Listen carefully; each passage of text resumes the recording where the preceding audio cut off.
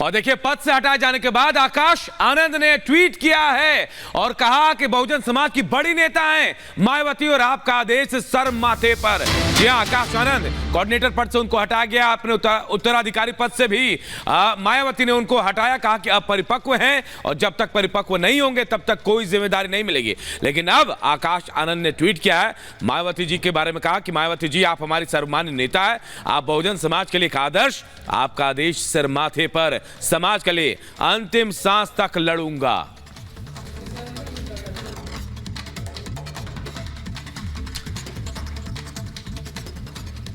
तो देखिए, यूपी की सियासत, दो बड़े दिग्गज नेताओं में एक दूसरे के खिलाफ सियासी वार पलटवार शुरू हो गया है। पहले अखिलेश यादव ने आकाश आनंद मामले को लेकर मायावती पर तंज किया, तो मायावती ने भी जवाब देने में कोई कोताही नहीं बरती। ये रिपोर्ट देखिए जरा।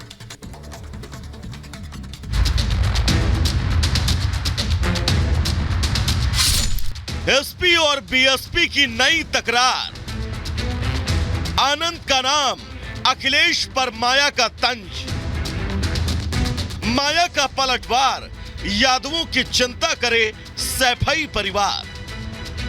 बहुजन समाज पार्टी की मुखिया और अपने तेवरों के लिए जानी जाने वाली मायावती ने अखिलेश यादव पर तीखा निशाना साधा है।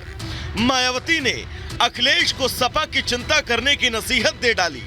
आकाश आनंद मामले पर अखिलेश की टिप्पणी को बीएसपी सुप्रीमो ने समाजवादी पार्टी को दलित विरोधी सोच बताया है।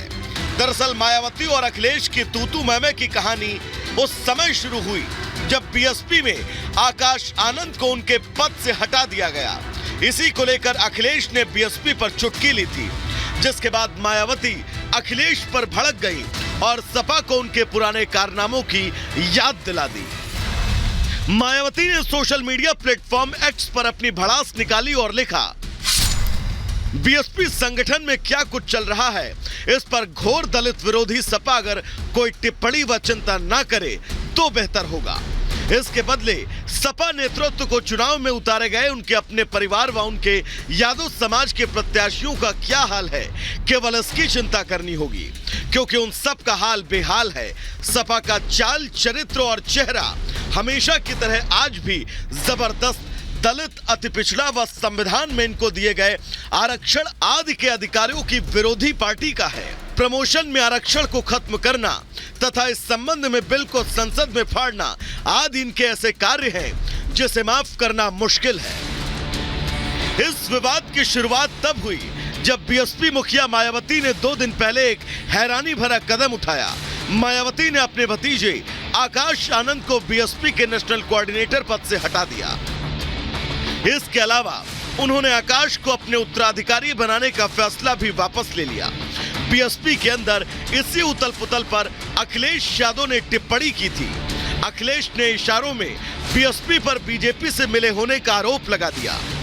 मैं अपने बहुजन समाज के लोगों से कहूंगा, बहुजन समाज पार्टी को वोट देने का मतलब है अपना वोट खराब करना। वो बीजेपी का साथ दे रहे हैं, चाहे सामने से चाहे पीछे से। इसलिए मैं आपके सामने अपील करता हूं कि बहुजन समाज पार्टी को वोट देने का मतलब है अपना वोट खराब। बीएसपी और एसपी के रिश्ते हमेशा से ही खट्टे मीठे और तल्ख रहे हैं, जिसका असर दोनों दल के नेताओं के बयानों में दिखता है। दरअसल साल 2019 में बीएसपी एसपी के बीच चुनावी गठबंधन था। लोकसभा चुनाव दोनों दलों ने मिलकर लड़ा। चुनाव परिणाम के बाद दोनों का गठबंधन टूट गया। गठबंधन टूटने के बाद दोनों ने एक दूसरे के खिलाफ बयानबाजी की। अब आकाश आनंद के मुद्दे पर फिर दोनों दल एक दूसरे के आमने सामने हैं। यूपी में बीएसपी अकेले चुनाव लड़ रही है, वहीं एसपी कांग्रेस के साथ गठबंधन में चुनावी मैदान में है। मायावती का कोर वोटर दलित है, जिस पर अखिलेश भी डोरे डालने की कोशिश कर रहे हैं। इसीलिए आकाश आनंद के नाम पर दोनों नेता एक दूसरे के खिलाफ अब मोर्चा खोल चुके हैं। ब्यूरो रिपोर्ट और रिपब्लिक भारत।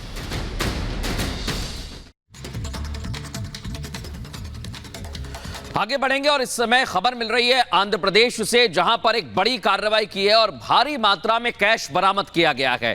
8 करोड़ रुपए कैश बरामद किए गए हैं। आंध्र प्रदेश का एनटीआर जिला, जहां ये बड़ी और अहम कार्रवाई की गई है।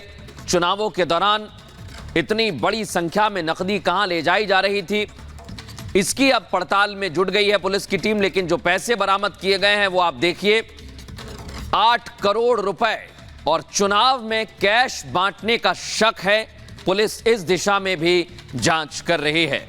अनूप, ये तस्वीर आप देखिए, ये नोटों का बंडल 8 करोड़ राशि बताई जा रही है आंध्र प्रदेश के एनटीआर से बरामद की गई, क्योंकि चुनाव है। चुनाव के दौरान इस कैश की बरामदगी कई सवाल खड़े कर रहे हैं। आखिर ये पैसे किसके हैं, कौन है जो पैसे लेकर जा रहा था जहां से बरामदगी हुई है। अब इनको देखिए, आप इनको देखकर आप समझिए कि ये पहाड़ जो बंडल जो है ये 8 करोड़ रुपए के हैं और कहां जा रहे थे, ये सबसे बड़ा सवाल बन गया है। चलिए बढ़ते आगे और देखते हैं 2 मिनट में भारत।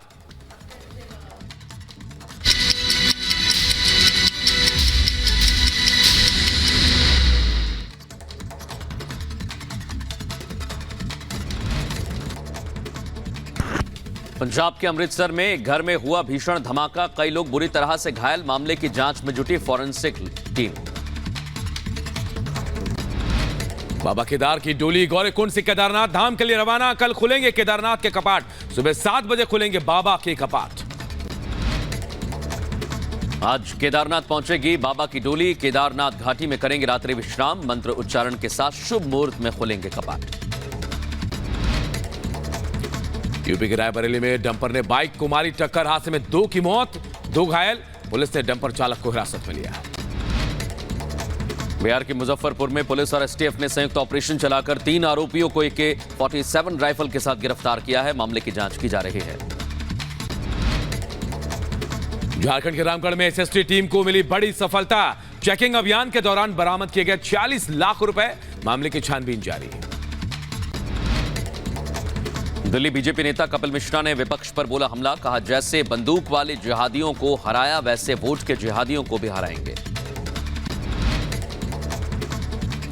बीजेपी नेता नवनीत राणा के बयान पर एमआईएम प्रवक्ता वारिस पठान का पलटवार, कहा अमरावती से बुरी तरह आ रही है नवनीत राणा, सदमा लगने की वजह से बर्दाश्त नहीं कर पा रही है। बीजेपी के फायर ब्रांड नेता नवनीत राणा ने माधवी लता के समर्थन में जनसभा को संबोधित करते हुए ओवैसी बंधुओं पर जमकर निशाना साधा। कहा 15 सेकंड में ही छोटे बड़े भाई का पता नहीं चलेगा।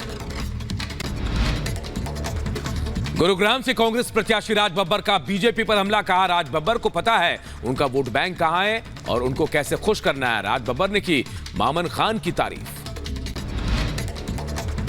यूपी के शाहजहांपुर में सपा अध्यक्ष अखिलेश यादव ने बीजेपी पर कसा तंज, कहा जिन युवाओं का पर्चा लीक हुआ वो करेंगे गर्मी शांत।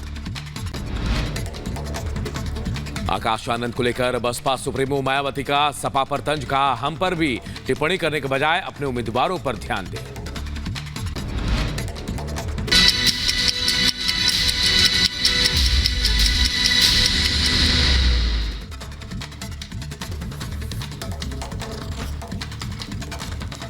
उत्तर प्रदेश के ग्रेटर नोएडा में हुई मुठभेड़ में पुलिस ने 3 बदमाशों को धर दबोचा है। 1 मिनट में ये पूरी खबर आपको बताते हैं।